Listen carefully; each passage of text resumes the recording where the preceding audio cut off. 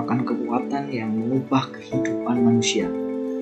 Sepanjang sejarah kehidupan manusia, perkembangan kehidupan manusia dimulai dari ditemukan dan dipahaminya pengetahuan baru oleh masyarakat.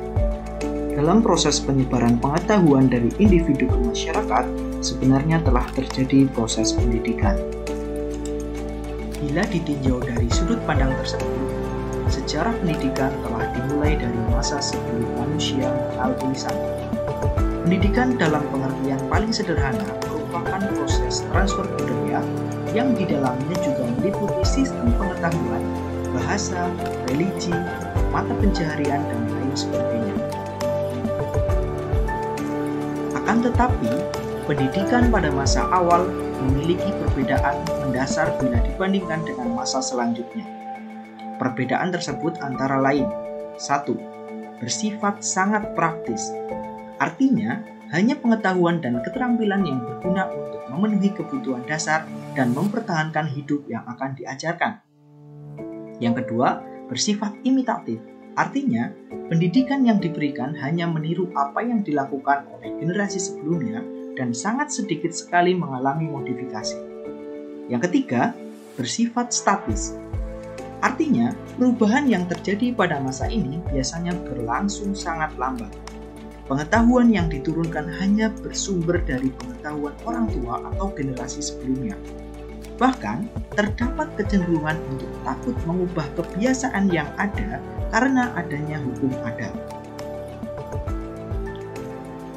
Karena tujuan utama dari pendidikan pada masa ini adalah mempersiapkan anak untuk bertahan hidup, maka masyarakat pada masa ini juga belum mempunyai konsep sistematis tentang pendidikan.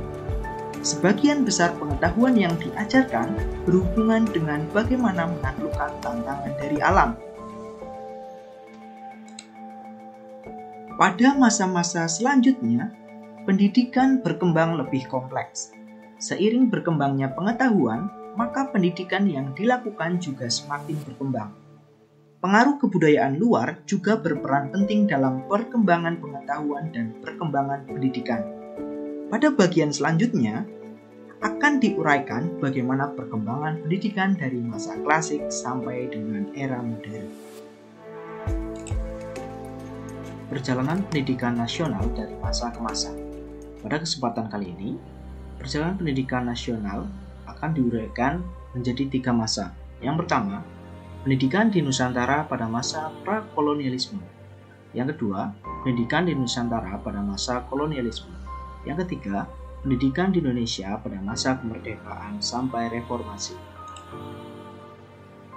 Sekarang, kita masuk ke pendidikan di Nusantara pada masa prakolonialisme, yaitu masa Hindu-Buddha. Pada masa ini, sistem pendidikan semenjak periode awal berkembangnya agama Hindu-Buddha di Indonesia sepenuhnya sudah bermuatan keagamaan. Pelaksanaan pendidikan keagamaan berupa Hindu-Buddha berada di padepokan-padepokan. Kaum Brahmana pada masa Hindu-Buddha merupakan kaum yang menyelenggarakan pendidikan dan pembelajaran bersifat tidak formal. Dapat mengundang guru untuk datang ke istana, dan pendidikan kejuruan dilakukan secara turun-menurun melalui jalur kastanya masing-masing.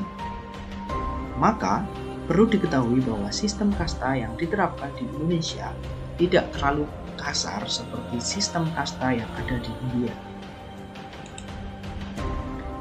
Pada periode akhir perkembangannya, pendidikan keagamaan Hindu-Buddha, pola pendidikan dilakukan oleh para guru pengajar di padepokan-padepokan tidak lagi bersifat kolosal dalam kompleks.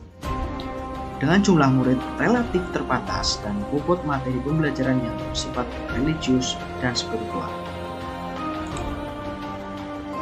Ajaran Hindu-Buddha ini memberikan corak praktik pendidikan di zaman kerajaan-kerajaan Hindu dan Buddha seperti Kerajaan Kutai atau di Pulau Kalimantan pada abad ke-4 sampai ke-5, Kerajaan Tarumanegara abad ke-5 sampai 7 hingga Majapahit yaitu di Pulau Jawa pada abad ke-13 sampai 16. Lalu Kerajaan Sriwijaya yaitu ada di Pulau Bali dan Sumatera pada abad 5 sampai 7.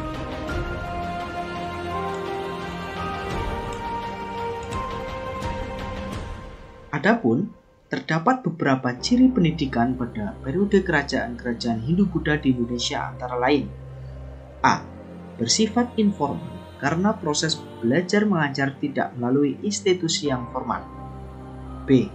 Berpusat pada religi, yaitu ajaran agama Hindu dan Buddha. C.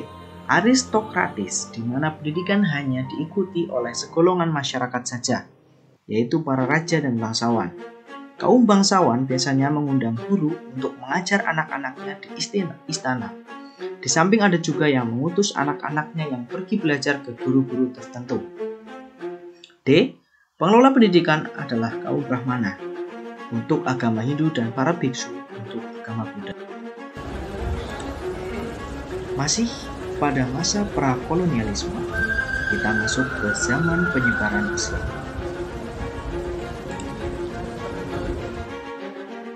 Pada masa selanjutnya, yaitu pada zaman penyebaran Islam, pada perkembangan selanjutnya setelah keruntuhan kerajaan-kerajaan bercorak Hindu dan Buddha, lembaga pendidikan Islam telah memainkan fungsi dan perannya sesuai dengan tuntutan masyarakat pada zamannya, antara lain masjid, langgar, surau, madrasah, dan pesantren. Saudagar asal Gujarat pada abad ke-13 menjadi salah satu ciri-ciri dari mulainya pendidikan berlandaskan ajaran Islam di Indonesia.